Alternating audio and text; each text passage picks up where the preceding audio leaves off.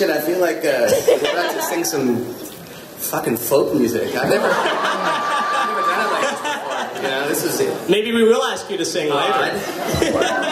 How's it going? Could be witches, and even witches, which is ridiculous because witches are persecuted wicked.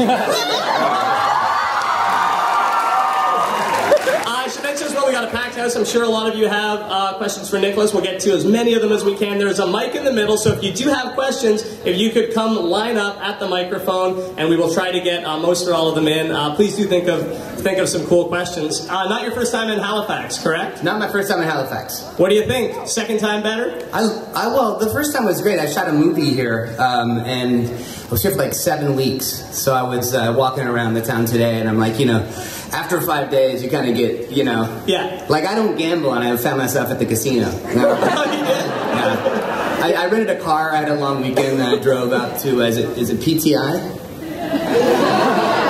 What's that island called? Oh, PEI. PEI. So I saw a bunch of potatoes.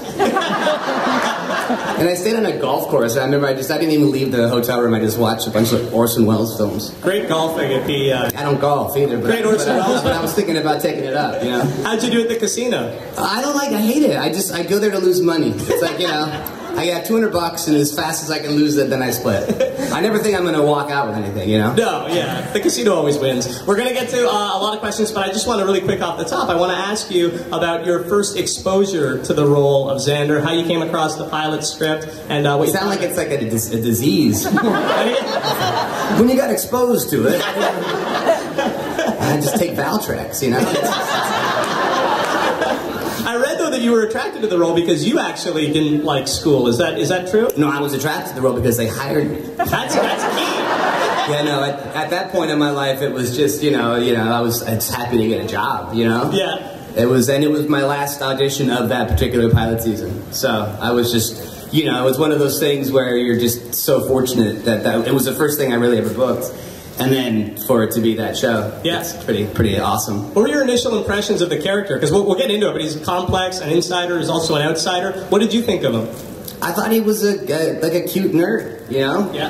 Just, you know, because it was like, you know, in the pilot, like I think the audition scene that I had, there was two, but one of them was the scene where it's like, hey, you know, where I'm kind of flirting with Buffy, and it's like, hey, you forgot your steak. So that was actually my audition side. So it was, you know, I didn't really, when you're acting like that, they don't really give you the script, they just give you sides and stuff, okay. So I just thought he was, you know, he said some really funny stuff, and I just did it the best I possibly could. Did y'all think he's a cute nerd? Yeah? And I still play a cute nerd on Criminal Minds. Yeah.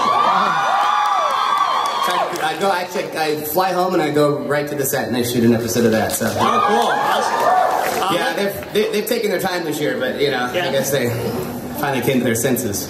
Let's open I could be done. I'm not sure. I've read the script. You know, I'll let you guys know if it's my last episode. Let's open it up to questions. I don't know how. Oh, Jesus! Hi. Hi. I feel like I'm just gonna skip all the way to the end of it. What was your reaction? / How did Joss Whedon pitch to you the losing an eye thing at the end of the 7th season? Well, you know, the whole thing with that was apparently I found out later that Joss wanted to kill Xander in the last episode. And then the writer said that's not a good idea. So, you know, so I think he's like, all right, well, then fuckers, he's gonna lose an eye.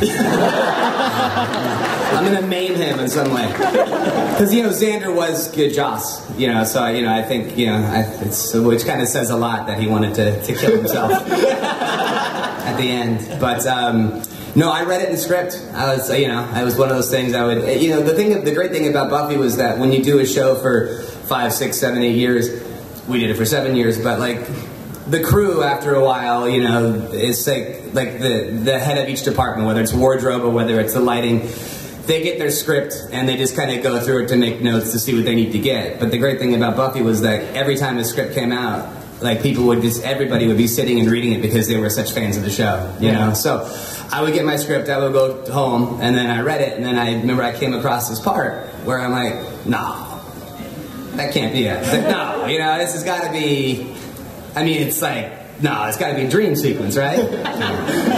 So I was in my living room reading that when I found out. I'm like, couldn't they have warned me, you know? I'm sure a lot of people have read interviews with you or with Joss talking about the fact that Xander was in part based on some of his experiences. Was he more involved with the molding of the character because it was kind of based on him? No, I mean, I think the thing that was really great about Joss, and is great about Joss, especially in the TV world, is that he would take the personalities of the people and then kind of work that in. So Xander and I are a lot alike. So, like, you know, just kind of in the cadence and, like, the jokes and the kind of that you know, that staccato thing. So, and that's what a good writer does. Kind of, like, you know, looks at his actor and says, well, this is the way his sense of humor is, and we'll work that in. Cool. Watch out for that microphone. It's right there. This is a very loud microphone. But I see what the problem is. It's attacking me, too. What was your favorite episode of Buffy, like, to film or be a part of, or the musical just enjoy? Aside, because obviously, like. But in terms of acting, I would say that I really had a great time in the Buffy versus Dracula, playing Renfield. I just love that, you know. I love that scene where I just, you know, I'm like, come on, you know, put him up. You know, like, yes, master. You know, but I loved, you know, my favorite line of all time, I think, is for Xander. Well, he had so many great ones because people kind of come up, but it's my favorite line is, "Oh, this will not please the master, Bader." You know, gonna eat a spider. So, it's so hard. I mean, the Zeppo was so. I mean, it's like it was really a show that there was never a bad day. You know, so thank you. You're very welcome. Did you get great response to the Zeppo episode? Because obviously probably the most Xander-centric episode. Russell T. Davies based an episode of Doctor Who loosely on it. So is that the one that got you kind of the best response? You know, we were very busy, so we lived a very cloistered life, you know, so I'm getting more response now because I just started doing these conventions about like a year ago, so it's nice. So now I'm just kind of getting back, you know, the feedback of it, so. Cool. But I didn't get a bad response. Yeah, it's a great episode. Well, hello, Xander. Hello. How's it going? Great. That's good. Awesome. What are some of your favorite sci-fi shows, and what was it like working with everyone behind the scenes of Buffy? Behind the scenes, you mean like naked? Yeah. Exactly. Stripped to the bone, naked. Yeah. You know, sci-fi as a genre, it's not my thing. Okay. Particularly. I don't like gasps. See, I didn't see, like, I was a kid and everybody was going to see Star Wars and I'm like, screw you. Because everyone else is doing it, you know? So I didn't even see Star Wars. Have you seen it now? I have now, yeah. Okay. But one of my best friends, Joel, is just a sci-fi nut, and you know, we kind of have these battles, and things in space on spaceships. It's like I get claustrophobic, you know. It's like who wants to live on an airplane for the rest of their life, you know? It's kind of breathing that recycled air. It's like But funny enough, though, I was actually the role of Captain Tight Pants on Firefly was actually written for me. Really? Yeah. No, it was. No, Josh came to my trailer. It was season 6, and he's like, "I'm writing you a pilot." I'm like, "Great." And then season 7 came, and he's like, "Fox wants the show now." So I was actually supposed to play. So the guy who pokes my eye out instead. Which also means, so then given everything that's happened, I would be Castle right now. Thank you very much. You're welcome. Hi. Just to let you know, I love your Kevin Lynch character. Thank you. Mine. He's actually, I just bought these glasses like 2 weeks ago. They got a wood frame on the side here. I'm gonna wear these glasses on the episode. You heard it here first, breaking news. Spoiler alert. These are the glasses that I'm wearing.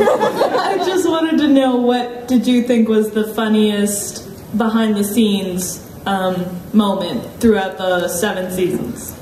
The only one because it was our line producer, Gareth Davies, was like a Nazi taskmaster, you know what I mean? He you couldn't have any fun. I remember it was Charisma's birthday, and we were all there, and Joss got a cake and stuff, and we all started singing happy birthday to her, and he came in and said, "This will not fucking happen." And he was English, you know? And so then Charisma starts crying, and then Joss goes up to Garrett and said, "What are you doing, dude?" You know, so that was essentially how things were run. But in season 1, when we were shooting the pack,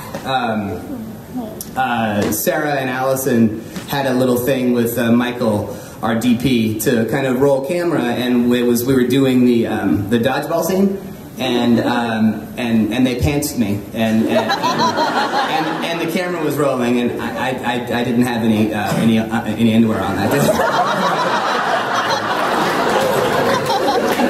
So that was interesting. Was that the only pantsing on set throughout the... Yeah. Okay. Yeah. Because I think people at that point knew, you know what I mean? It's like, I mean, what if I were to do, like, let's say it's, I think episode 7 was a teacher's pet or something? You know, what if I were to have pantsed Sarah? You know what I mean? Do you know how much trouble I would have been in? It's not equal, is it? No. I'd be in jail still, I think.